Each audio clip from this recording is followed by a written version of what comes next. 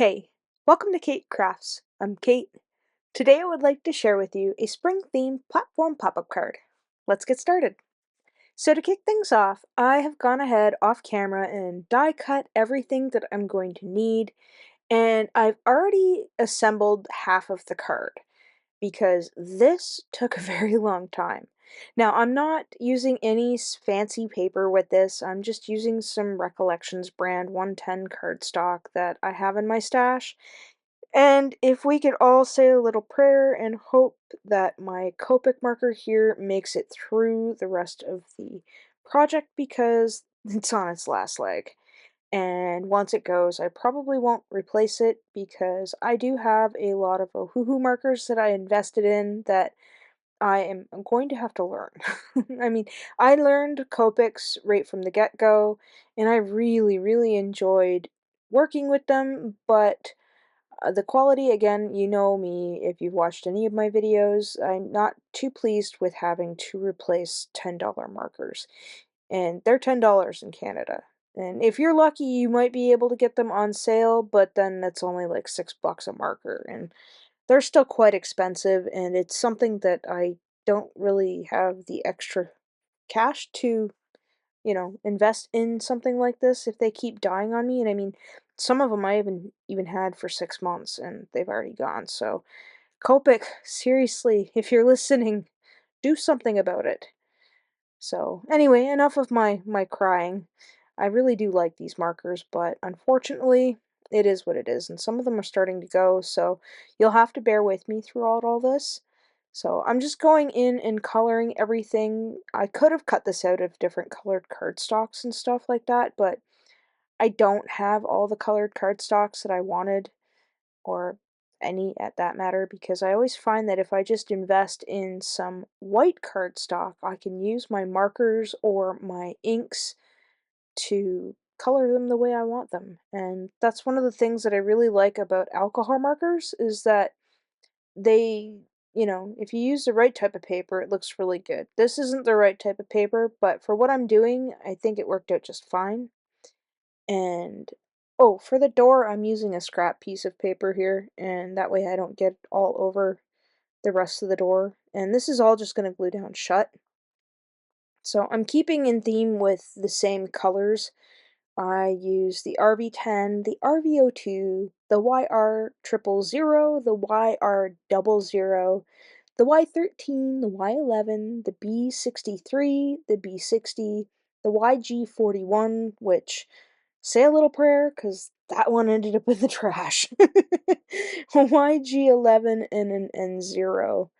And don't worry about having to write all those down. I'll make sure to leave them in the description box below. And I should probably tell you some of the dies that I've used, if not all of them. So I am using the platform Popup, which I end up coloring some with that YG41 marker, which you'll see in a little bit. And then I end up using the platform Popup Picket fence wraparound, but I ended up using some of the new Ever After paper with it, which you'll see right here. I use the Build a House, which is this, and I use the Ever After paper for it, and I thought this really looked good. And these were like kind of the colors I based my Copics around, so they would kind of match. I mean, they don't match perfectly, but I think overall they look really good together with these colors. I also used a straight flower border die, which you saw earlier and you'll see again in a minute. And then I used some stuff from the shadow box die because they had some the trees in there that I really liked, and you'll see those in a minute too. So I'm just not stamping, but I'm just gluing everything together. Sorry, this is a little bit off camera. Trying my best. I probably should have done this on my mat as you see there, because I had to wait a minute for the glue to set, and then I was able to pick it up, and then I'm able to glue everything down again. And I'm just layering. I mean, these two don't really go together, but I thought it would be really cute to layer the tulips and the little pink flowers, whatever those flowers are called, I'm not sure. And that little doorknob there was actually the center of one of the little flowers from the straight flower borders die, which I thought was cute. Oh, and this one is from the Build-A-Cabin, the little heart. So you can see here I have the straight flowers border cut out and colored here. And I didn't color it all the way because we are going to do some gluing. Now I have the wraparound platform picket fence and I've cut, oh, I can't remember. It wasn't an inch, that's for sure. I've cut that down so that way it fits along the bottom. And I'll give this a little bit of a bend. That way I know where everything needs to bend when I glue it down, but that it's still flat for when I glue it down. And when you glue this down to the top, like to this, you don't want to glue all of the flowers down, which you'll see here in a minute what I end up doing, because you'll need like the flower is so small, you can't really bend it around. I mean, you might be able to if you try really hard, but I was fine with it like just popping out a little bit. You just have to be careful when handling it that it doesn't get caught on anything and rip. So once I've gone ahead and added my glue, I'll flip that over. And while the glue is still wet, it means that like you'll still be able to move it if it's still wet. And once it's dry, it's a little bit harder, but you can see the flowers there aren't going to completely stay stuck because then you'll get a crease in them, and I didn't really want the crease in them. So once we've got that done and it's sat for a minute to dry, I'm going to glue all of these little flowers and tulips onto our little straight border die. And I don't know what it is. I thought this was just so damn cute.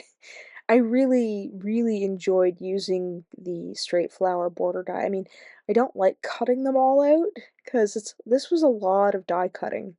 I don't think I stamped anything at all. It was just die cutting and coloring, and I mean, it might have been easier if I had the colored cardstock to go with this, but I don't.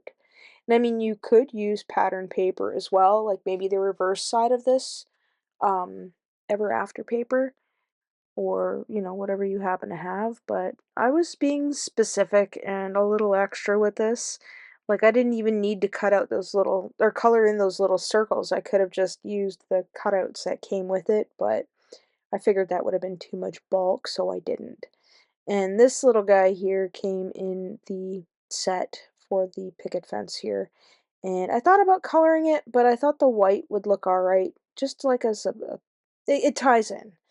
So I'm just going to glue those tulips to the top of that there, make sure that it's even and something to glue on.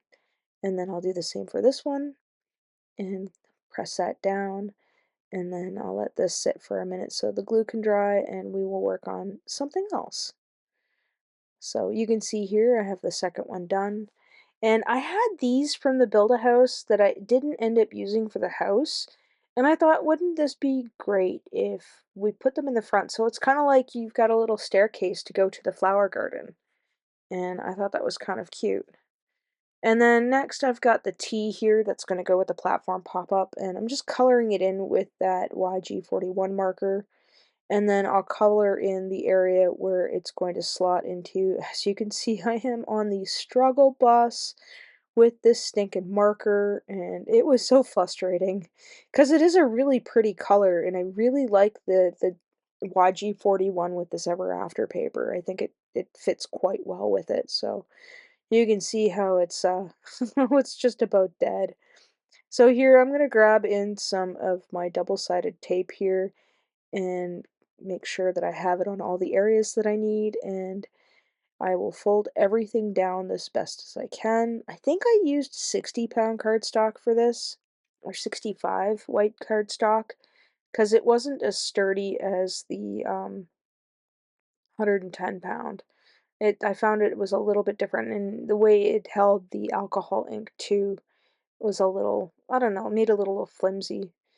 So before I go ahead and add that into the slot there, I'm going to put some glue down on the top of the T and glue down the grass here. Now, I ended up going back in with more grass, which you'll see in a little bit because I didn't want the edge to show. And here you see me making a mistake. I didn't properly put this down, so I'm going to give it a little bit of a fold and then, go back in and do this properly. So what I end up doing here is adding some more tape to that And then once I'm happy with that, I'll be able to flip that back over, and then I'll remove that tape and flip that in. Now I'm not coloring the front of this at all, I'm just leaving it as is, and I ended up measuring this out, and then I ended up cutting it down because it ended up being a little too long. So we're looking at, once I'm done it's probably just gonna be 3¼ inch in length. And I'm just gonna add some tape runner and some glue to this, and this is what's going to be holding the house up. So I'm gonna make sure that I don't show that at the top of the house, and that's why I ended up cutting it down a little bit. And, and then yeah, so I'm gonna glue that to that one side. But first, I want to make sure that I get this to the other side. Now, I think in hindsight, I probably should have assembled these together so that way everything is even, because I'm not happy with the door. I didn't put the door on the right side, so it was uniform. But it is what it is. And I stuck a piece of acetate on the first one that I'd put together, so that way you get like a little bit of a window look to it instead of it just being empty. And this was another thing I wish I could have lined up properly as well, but I think overall it turned out quite nice. So I'm going to add some glue and some tape to the bottom of that little panel thing that I cut there. Make sure it's nice and snug, and then we're going to assemble the entire platform pop-up. Now, I like putting the base pieces together first before I attach the little wraparound arms, so that way I can ensure that I get a decent lineup with that and it's not too snug. I know in the Lawn Fawn video they attached the one first and then put it together, but I find if there's any gap or anything like that that needs to be there, then it needs to be there. And here you can see me adding some more grass to the backside so you don't see that T-piece. And now I'm just going to snip off the excess to these flower borders that I have here on the wraparound, and we are going to glue these down. I don't think you have to glue them down. I can't remember in the Lawn Fawn video if they actually glued them down or not. But yeah, this was a really long process, and I mean, don't worry, we're in the home stretch, so if you've made it this far, I appreciate it. And if you found that this video was helpful, I'd appreciate it if you also gave it a like, and if you haven't yet subscribed yet, that would be pretty cool too, or not, you don't have to do any of that if you don't want to. But I'd love to have you back, or if you're here again, I'm glad you came back to hang out. And I know this is like on warp speed, but this was a lot of putting together in order to show you what I did. Now I gave some sneak peeks over on Instagram, and yeah, I'm quite pleased with this card. Oh, here's the little trees that I'm adding in. I cut more than I needed for this. You could add as many as you want, but I'm just adding a couple in there, adding a little bit of glue and just kind of slotting them in and then pressing them down, and here you go. 13 minutes later, and this probably took me about 5 hours to do. Here's my finished card. I really hope that you enjoyed watching the process of this and listening to me ramble on. If you think I've earned it, please give this video a like. I also welcome you to subscribe, as I do post weekly. And here's another video I think you might enjoy. Thanks for hanging out with me today. Take care.